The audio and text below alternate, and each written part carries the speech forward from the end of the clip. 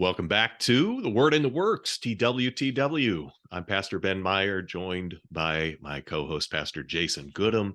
We are in Frankenstein, Volume 2, Chapter 4. If you're using one of the printed editions, it might be Chapter 12 if you're using an electronic edition. And we find the monster looking at happiness from the outside, but not being able to get in. It begins with him in this place of isolation. And I think that sense of isolation intensifies in some ways, and yet there's also this element of hope throughout this chapter, where the monster is encountering some of the good, some of the blessings of this creation. He's seeing this, and he longs to be a part of it. Where do we want to start today?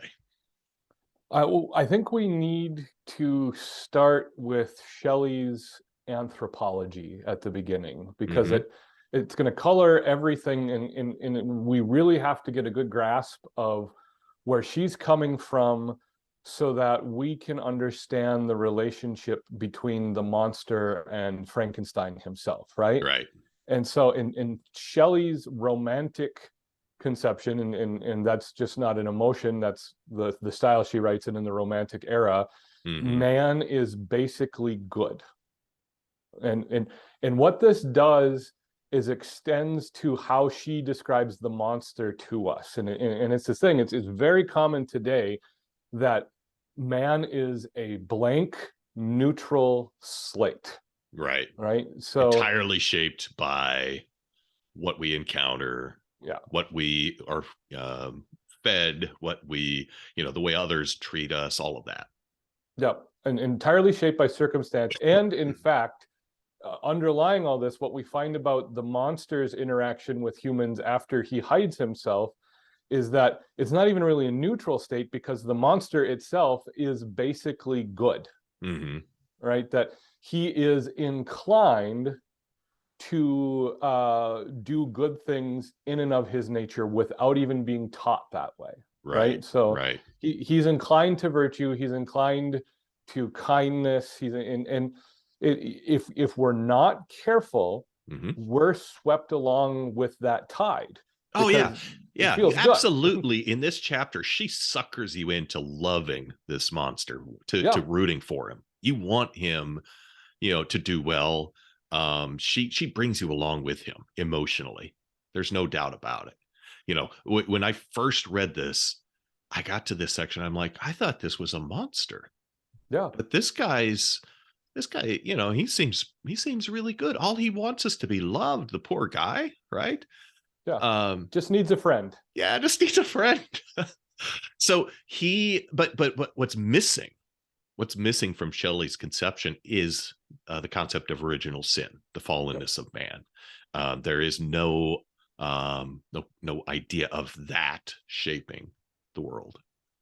And what's missing within that concept of original sin, I think that the church historically has done a very poor job at communicating. Because, we all of the Protestant denominations, the historic Protestant denominations anyway, and the Roman Catholic Church, we have this conception of original sin, right?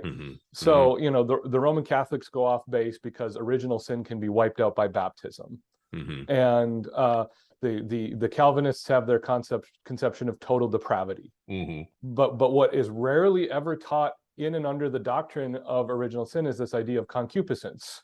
Right. And that we are, not only are we sinful beings, we are bent toward evil. Right. That we want to sin, and the desire we can't help but sin. Yeah, we can't help but sin, and the desire to sin is itself sinful. Right.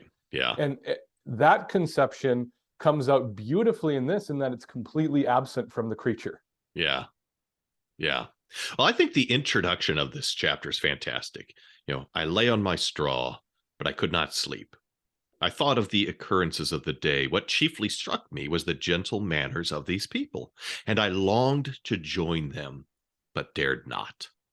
I remembered too well the treatment I had suffered the night before from the barbarous villagers, and resolved, whatever course of conduct I might hereafter think it right to pursue, that for the present I would remain quietly in my hovel, watching and endeavoring to discover the motives which influence their actions. So again, it's that same thing that we were just discussing. So he's alone, and he's like, I'm going to stay alone until I can figure these people out and their Yep. motivations. And so now he's going to encounter this family, and his description of the family that he is watching is truly beautiful. Nothing could exceed the love and respect which the younger cottagers exhibited toward their venerable companion. They performed toward him every little office of affection and duty with gentleness, and he rewarded them by his benevolent smiles. It's beautiful, right? Love and respect and kindness and joy.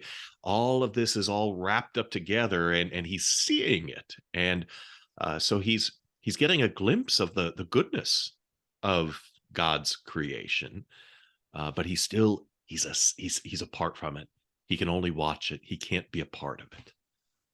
Yeah, and it's well, you've got so we find out through these middle chapters of the book, the story within the story within the story, and we Right. still got one more layer to go, that the hope the monster thinks he feels is really a carrot on a stick. It's Yeah. not attainable, and Yeah. it's kind of stringing him along inevitably to what we find out happens. It's even more Uh, torturous for the guy, yeah, because now he knows what goodness and beauty look like, and he knows that he can never have it. yeah, and you've also got this and I've been trying to wrap my brain around this. I've been thinking about it. It's almost this Charles Dickensian the happy poor motif, right? I mean, Right. Felix and Agatha and the father, we find out their names in the next chapter, Right. or maybe it's this chapter. They might as well be Bob Cratchit Hmm. from A Christmas Story, right? That all you need is love. Hmm. You know, they're poor, they've been mistreated, life is unfair to them, but because of their virtue, Right. that they're a happy home. And Yeah. Yeah. there's a little bit to that. There is some truth to that, right? Yeah. There is some And truth to it. yet, uh, Shelley accentuates that to this ridiculous degree where, it is, almost fairy tale like. Well, it's almost cloying. It's almost nauseating how virtuous they end up becoming. And you as you get sucked into the story, you realize it's all set up, right? Yeah. You know, Yeah. she's setting you up for the fall. Right. But what's so very interesting in that is the appeal it is to the creature. Yeah. It it Yeah. it is drawing him out of himself Hmm. to want to be something bigger than he is. Yep. And in the end, this ends up being a parallel for Frankenstein's ambition. Right. Right. Frankenstein wants to be something bigger than he is out of selfish ambition. The creature wants to be something bigger than he is out of a sense of virtue. Yeah. And they're meant to be brought side by side with each other. Yeah. Yeah. Okay. So the family, they have this love and respect, this gentleness, this benevolence, but they have some problems, right? They're poor. They're They're very, very destitute. poor. And the young man spends a lot of his time going looking for firewood, which, for us, we don't even think about things like that anymore, right? The physical labor involved in just heating a home, in being able to cook food, we just turn on our appliances and there you go. But yeah, it took a lot of physical labor to do this kind of thing. And the monster sees this, and he recognizes that maybe he can help. And so he uh becomes kind of the unseen hand of God in a way. The invisible hand. Yeah, yeah. Um, and he decides he can help them out. Now, also up until this point, he's been stealing food from them. Yeah. It's He's just a been funny stealing little food from detail. them, and he recognizes that maybe he should stop doing that. And so he does. He forages for food. He gets berries and nuts and that kind of thing from the forest.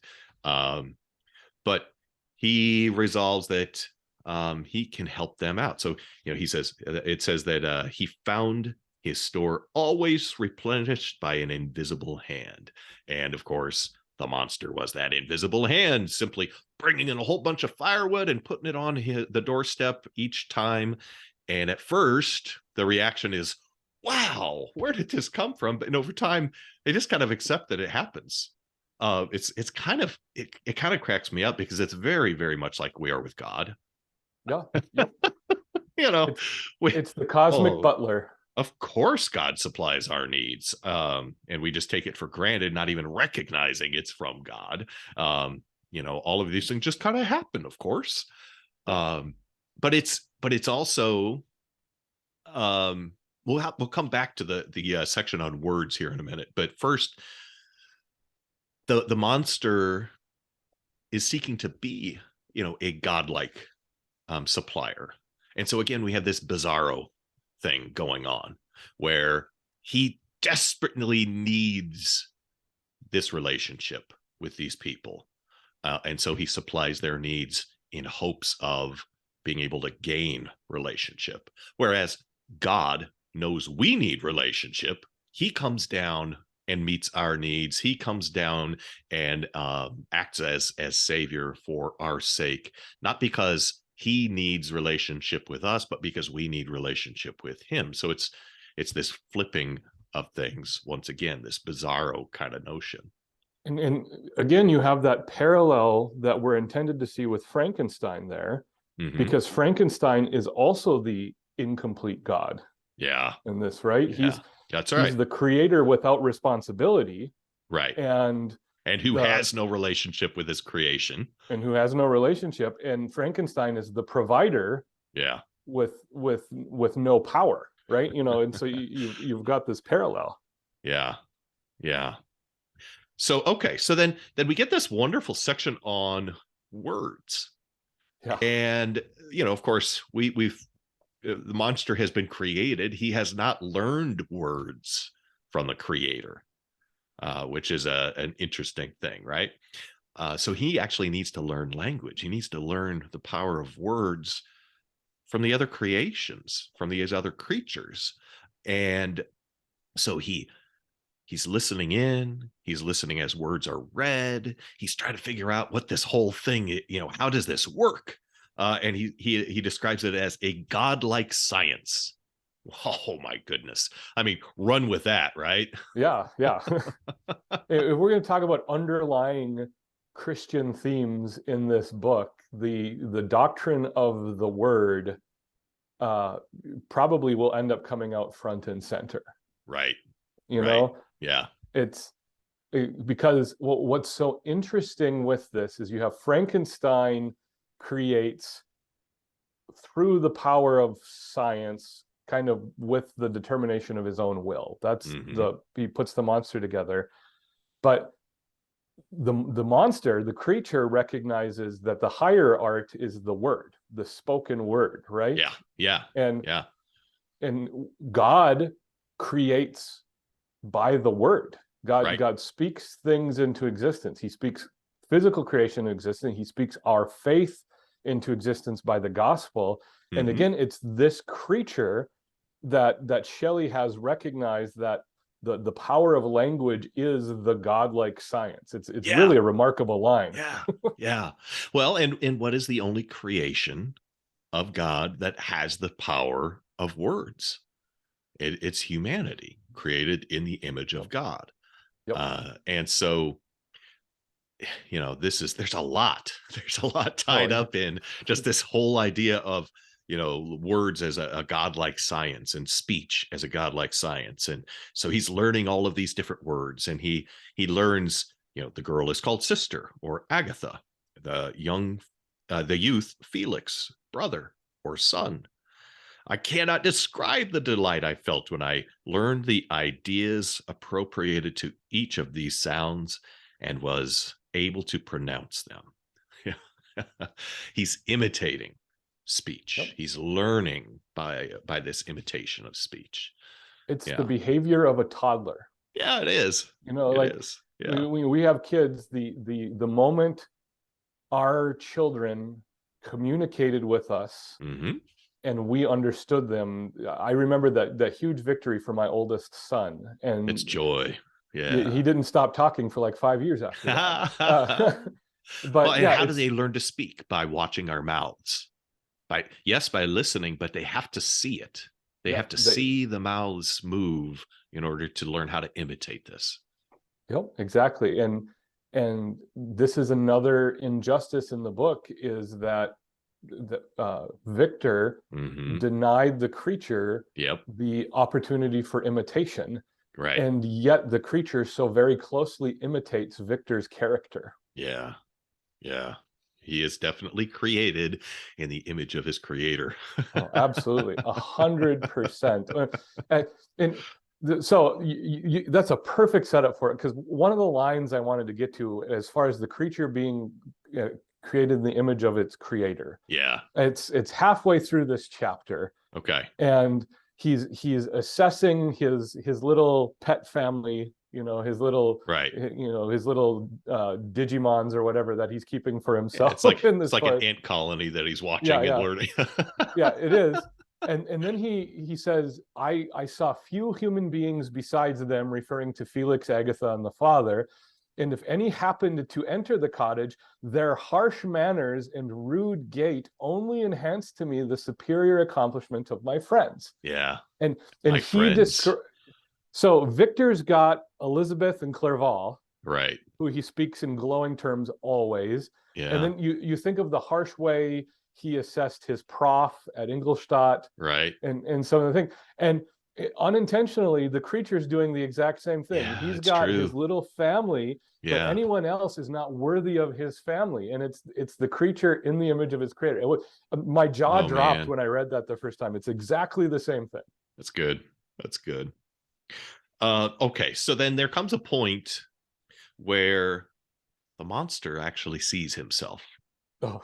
It says, how terrified I was when I viewed myself in a transparent pool. At first I started back, unable to believe that it was indeed I who was reflected in the mirror. And when I became fully convinced that I was in reality the monster that I am, I was filled with the bitterest sensations of despondence and mortification. So he sees himself for the first time, and he sees that he is a monster. He's ugly. He is ugly. It's it's unsettling to him, right? It's sad. It's so sad. Because he's created as a monster. He's created by his creator in this way. And so now it's again that isolation that takes place. Because I am a monster, I cannot interact. And because I can't interact, I become more of a monster. Well, and I kind of get a little angry at this part, not because of the way of the story, but because in so many of the depictions of Frankenstein, we're denied the reality of who the creature is. So, we've kind of got the Herman Munster, Frankenstein. It has there's nothing similar. Nothing similar. Well, he's not limber, he's stiff, and he's kind of an oaf. And I haven't watched a lot of the Frankenstein movies, but I don't recall ever coming across a Frankenstein where the monster is superhuman and hideous. Right. I don't know that that's existed. Hmm. There's a couple newer releases that were a little bit Yeah, too gratuitous for me to watch. the Mary Shelley one that came out, I think in the 90s maybe. Yeah. The Probably the closest one in that regard, but even that one doesn't get it right. And that one, it messes up the whole feel of the story.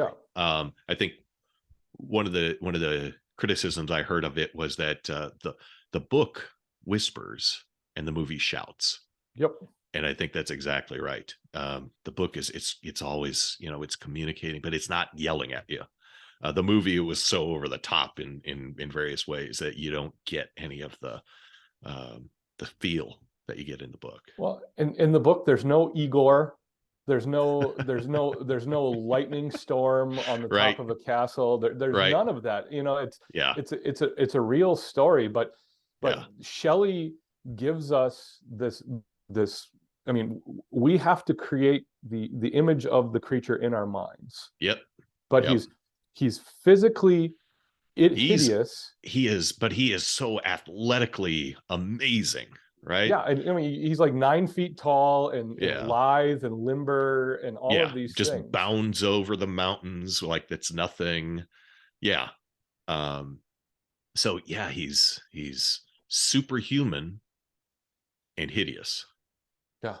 Mm. And there is a lot of room for someone to do a really good period piece of Frankenstein that Hmm. is completely understated Yeah. and wholly creepy. Like, Yeah. I mean, you should Yeah. be If you you should be just did it as the book is, it would be amazing.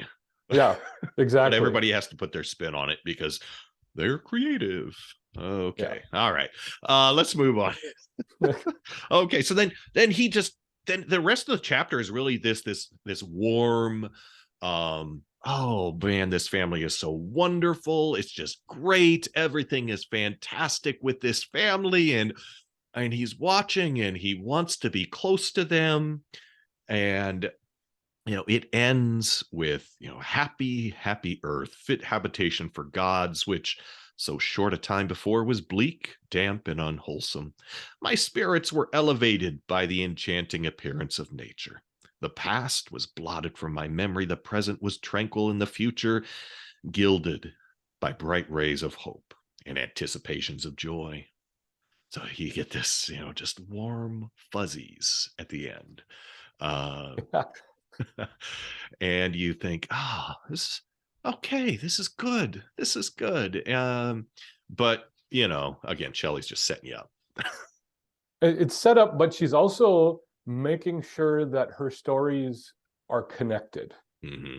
Right? It's the doctrine of creation is what gets us from you and I both always forget the original narrator of the story. What's his name? Yeah, I always forget his name. The guy Sheesh. writing to his sister. Yeah. Oh, Walton. Walton. Yeah. Walton and the story of Frankenstein. It's like these are the generations of Walton. These are the generations of Frankenstein. These are the generations of the creature. It's like Genesis, right? Mm. But the doctrine of creation permeates everything. Walton is exploring creation to try to discover the North Pole. Right. And Frankenstein, the only thing that coaxes him out of his various mental stupors is being out in creation. Right. The Swiss Alps. Yep. And now the monster has the exhilaration and healing power of creation. Mm-hmm. Right. Yeah. And so you have on the one hand, you have the unspoken perfect creation of God that is able to do this. And that's always in contrast to the corrupted creation of mankind that, in the mini story we're in, it's unintentionally corrupted, that you want to be dragged along with the creature as he tries to persuade Felix and Agatha and her father with his kindness. Right. And that backfires. And then the macro story is Victor tries to subvert creation, tries to master creation by his own creature. And the whole thing is a warning against Walton for trying to do too much. You know, Yeah. so Yeah. it's this tug of war, and But it's don't always wait. the Don't doctrine of worry. We creation. got one more story yet to come. I know One more there's a story fourth within a layer. story. It's like, Yeah. It's you know, great. it's It's great. yeah, Yeah. Yeah. yeah, it's remarkable.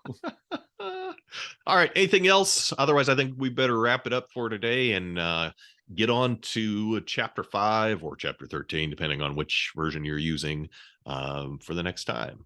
No, I think it's a good spot to stop. All right. Well, we'll call it a day right there. Join us next time on The Word and the Works as we continue to explore Frankenstein. He gone.